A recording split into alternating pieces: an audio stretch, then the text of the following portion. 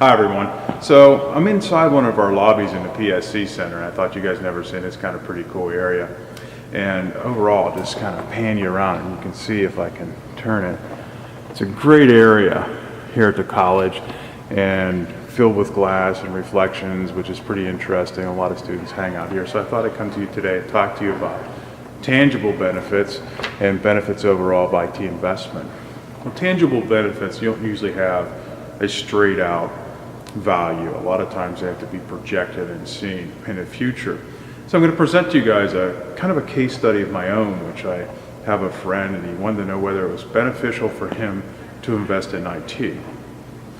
Particularly, he is a foot doctor, a surgeon in Pittsburgh area, a friend, and he helped me out because I was a runner, believe it or not so much anymore. I'm a little more of a waddler, but I was a big runner, and he helped me out when I had a problem before with my feet.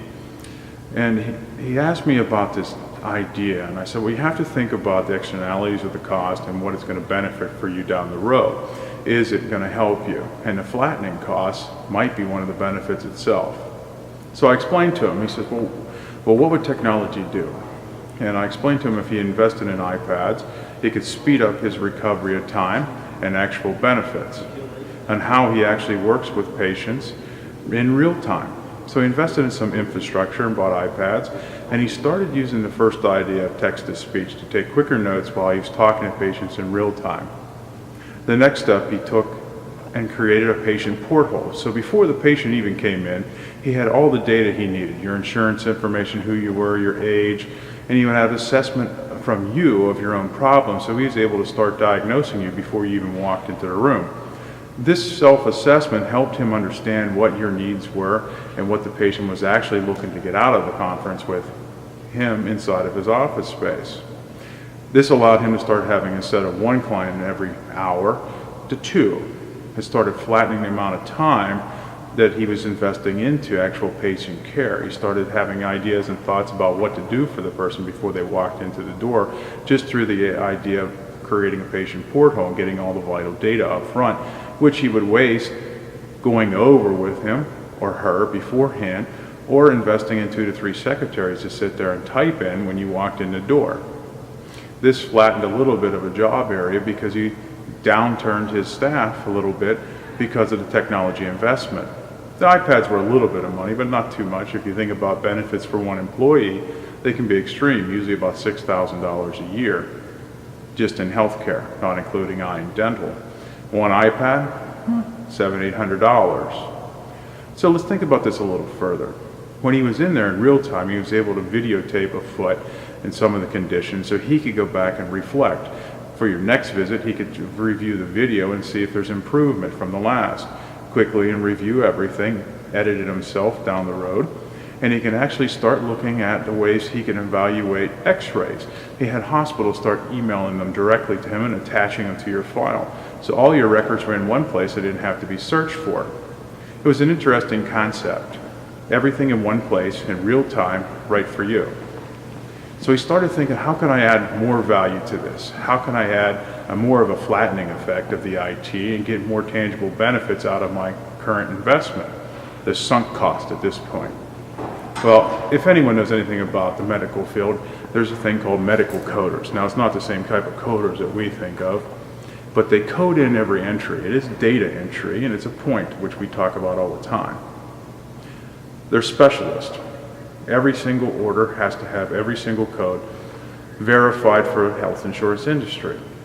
If you break your arm, there's a code for your arm break. If you get a cast, there's a code for your cast. If they put a bandage on, there's a cost, and it's all coded. So in real time, he made a checklist. As he was going through and doing activities with you on his iPad, he would doop, doop, doop, doop, doop, put it in.